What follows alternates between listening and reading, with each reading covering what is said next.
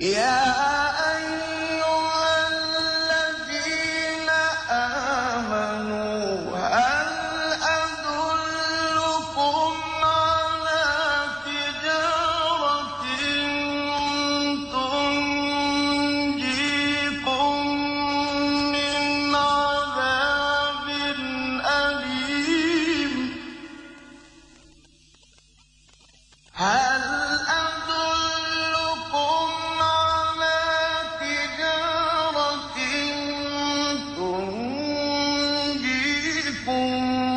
من عذاب أليم تؤمنون بالله ورسوله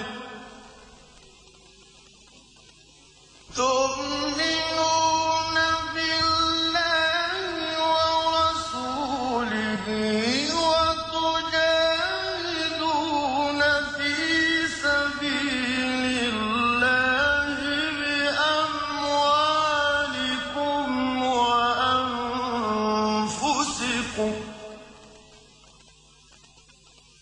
ذلكم خير لكم إن كنتم تعلمون يغفر لكم ذنوبكم ويدخلكم جنات تجري من تحتها الأنهار ومساكن طيبة.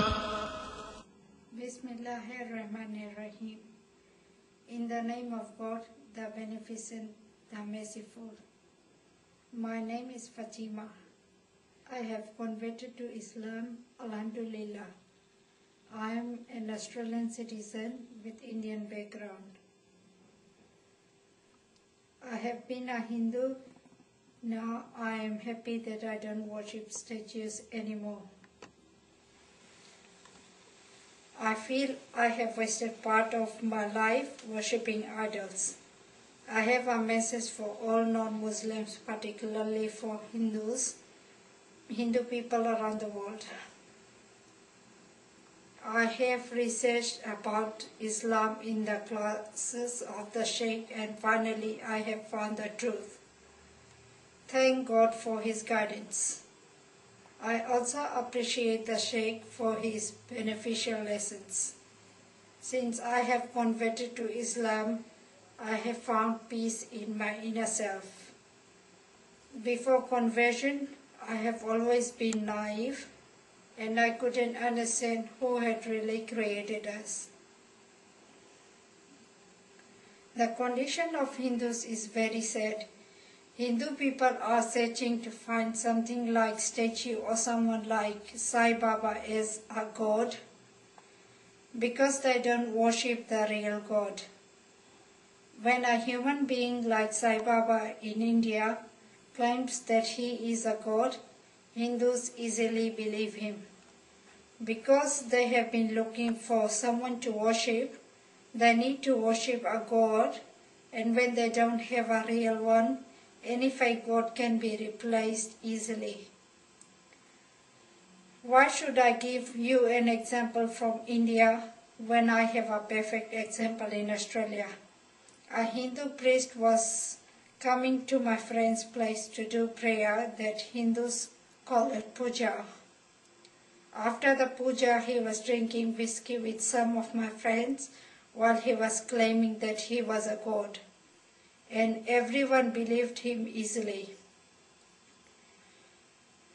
With my own eyes, I have seen a drunk man in Melbourne claiming he was a god, and with my own eyes, I have seen Australian Hindus believed in him. I am trying to say that superstitions in the belief of Hindus have gone that far that you can simply convince them that any stone, any animal or any human being is a god. See how low is the level of thoughts of Hindu people and how easily they can be influenced. This is one of the reasons that we witness many different fake religions in India. Some people say a cow is a god. Some other people say no, a rat is a god. Some say this statue, and some others say no, that statue is a god. Some Hindus say this man is a god, and some other Hindus say the other man is a god. Even there are some people who worship the male sexual organ. In this century, and with this technology and science, it's quite surprising that still there are some naive people who believe that the private part of a man is a god. Many prophets, including Prophet Ibrahim, have broken the statues that were worshipped as God.